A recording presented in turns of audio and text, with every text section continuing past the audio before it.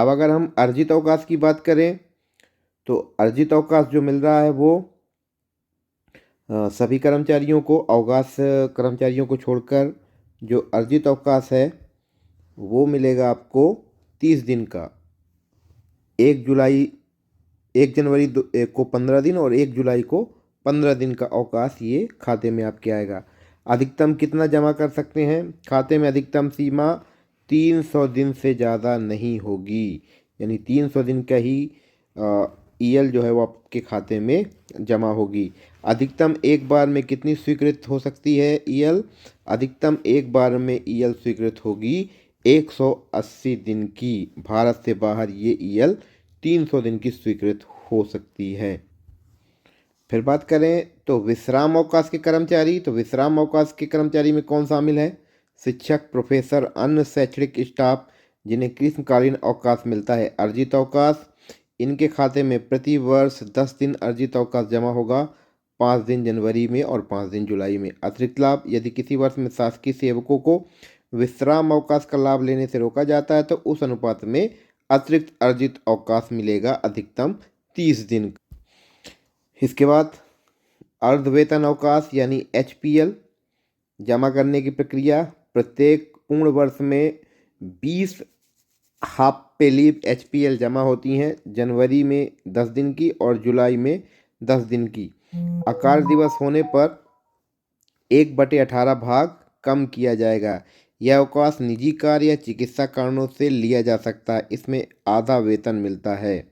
अर्धवेतन अवकाश जो है वो 20 दिन का यहाँ पे आपको। के बाद लघुकृत अवकाश की अगर बात करें तो लघुकृत अवकाश का आधार क्या है? मुख्यतः चिकित्सा प्रमाण के आधार पर स्वीकृत किया जाता है। वेतन, इसमें पूर्ण वेतन मिलता है लेकिन खाते से 2 गुना अर्ध वेतन अवकाश काटा जाता है। यानी अगर लघुकृत अवकाश की बात हम करें तो ये जितनी आपको हाफ पे लीव मिल रही है उसका ये आधा कहलाता है। यानी अगर आपको एक साल में 20 एचपीएल मिल रही हैं तो यहाँ पे आपको लघुकृत अवकाश जो है वो 10 दिन का ही मिलेगा। बिना चिकित्सा, अध्ययन हेतु पूरे सेवा काल में अधिकतम 180 दिन तक बिना चिकित्सा प्रमाण पत्र के भी लघुकृत अवकाश लिया जा सकता है। इसके बाद एक अलग अवकाश देखने को यहाँ पे मिल रहा है आपको, अदेय अवकाश। अदेय अवकाश किन्हें कहते हैं? जब कर्मचारी के खाते में कोई भी अवकाश शेष ना हो तो उस समय वो अदेय अवकाश ले सकता है, यानी लीव विदाउट पे, LWP बोलते हैं जिसे, वो अवकाश वो ले सकता है। कब मिलता है ये? जब कोई भी अन्य अवकाश ना बचा हो। शर्त यह भविष्य में अर्जित होने वाले अर्धवेतन अवकाश के विरुद्ध अग्रिम दिया जा सकता है, यानी आपको ये अवकाश पहले दिया जाएगा और जैसे ही आपके खाते में एचपीएल आएगा तो ये अवकाश उसमें समायोजित कर दिया जाएगा। सीमा, पूरे सेवा काल में अधिकतम 360 दिन का ही अदेय अवकाश मिल सकता है। चिकित्सा प्रमाण पत्र के बिना यह अवकाश 180 दिन का मिलता है। वसूल, यदि कर्मचारी अवकाश अर्जन से पहले त्यागपत्र दे दे तो उसके वेतन से ये वसूला जाएगा। इसके बाद है असाधारण अवकाश। जब कोई अन्य अवकाश दे ना हो तो कर्मचारी लिखित में असाधारण अवकाश की मांग कर सकता है। इस अवधि के दौरान कोई वेतन या भत्ता दे नहीं होगा। बिना अनुमति अनुपस्थिति को भूतलक्षी प्रभाव से असाधारण अवकाश में बदला जा सकता है, सक्षम अधिकारी की अनुमति। इसके बाद हम बात कर लेते हैं कि परिवीक्षाधीन या प्रशिक्षु कर्मचारियों को क्या ये लाभ मिलेंगे। तो यहाँ पे हम देख लेते हैं जो परीक्षा अवधि में जो कर्मचारी होते हैं इन्हें स्थायी कर्मचारियों की तरह ही अवकाश की पात्रता होगी, यानी ये सारे अवकाश परीक्षा अवधि के दौरान भी मिलेंगे। यदि सेवा समाप्ति प्रस्तावित हो तो अवकाश सीमित किया जा सकता है। अगर किसी कारणवश सेवा समाप्ति का प्रस्ताव बन रहा है तो ये अवकाश कम किया जा सकता है। प्रशिक्षु की बात करें तो प्रशिक्षु यानी अप्रेंटिस में चिकित्सा प्रमाण पत्र पर अधिकतम 1 माह का अवकाश और असाधारण अवकाश की पात्रता होती है। यानी प्रशिक्षुओं के लिए नियम जो हैं वो परिवीक्षाधीन से कुछ अलग हैं। इसके बाद हम देख लेते हैं प्रसूति अवकाश। तो प्रसूति अवकाश का नियम क्या है? अवधि 180 दिन प्रसूति की तिथि से 180 दिन का अवकाश यानी 6 माह का अवकाश मिलता है। पात्रता: महिला कर्मचारी को 2 से कम जीवित संतान या सरोगेसी में कमीशनिंग माँ भी पात्र हैं। गर्भपात या गर्भस्राव पूरे सेवा काल में अधिकतम 45 दिन का अवकाश मिलता है। वेतन: अवकाश पर जाने के पूर्व प्राप्त पूर्ण वेतन मिलता है, यानी अवकाश पे जाने के समय आपको जो वेतन था वही वेतन आपको मिल। इसके अलावा पितृत्व और दत्तक ग्रहण अवकाश। पितृत्व अवकाश देख लेते हैं। अधिकतम 15 दिन का मिलता है। पितृत्व अवकाश पिता को मिलता है बच्चे के जन्म से प्रसव के 15 दिन पूर्व से 6 माह के भीतर, यानी बच्चे ने जब जन्म लिया उससे 15 दिन पहले और उसके बाद 6 माह के अंदर आपको लेना पड़ेगा, वरना ये अवकाश लैप्स हो जाता है। पात्रता: पुरुष कर्मचारी, 2 से कम संतान। सरोगेसी के मामले में कमीशनिंग पिता भी पात्र हैं। दत्तक पुत्र ग्रहण के मामले में आप देख सकते हैं कि महिला को 180 दिन 1 वर्ष से कम आयु का बच्चा गोद लेने पर, पुरुष 15 दिन। पितृत्व अवकाश के समान शर्त 2 से कम जीवित संतान होना अनिवार्य है।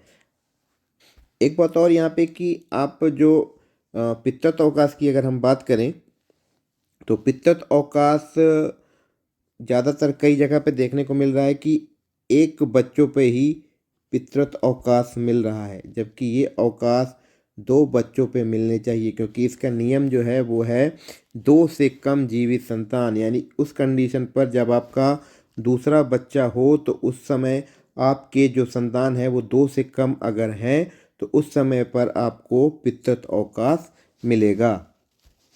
इसके बाद हम देख लेते हैं संतान पालन अवकाश, जिसमें बदलाव किया गया है। इसमें जो पहले वर्ष में है तो पहले वर्ष में इसमें पूरा वेतन मिलेगा 100%, और दूसरे वर्ष में अगर आप ये अवकाश लेते हैं तो इसमें 80% वेतन के साथ ही ये अवकाश आपको मिलेगा। तो ये बदलाव किया गया है। पहले दोनों साल में जो अवकाश मिलता था उसमें पूरा वेतन आपको मिलता था। इसके साथ ही अध्ययन अवकाश जो मिलता है वो पूरे सेवा काल में अधिकतम 24 माह का मिलता है, एक बार में 12 माह। पात्रता: कम से कम 5 वर्ष की सेवा पूर्ण हो जानी चाहिए। सेवानिवृत्त में 5 वर्ष से कम समय शेष होने पर यह अवकाश नहीं मिलता है। सबसे महत्वपूर्ण चीज अवकाश नकदीकरण।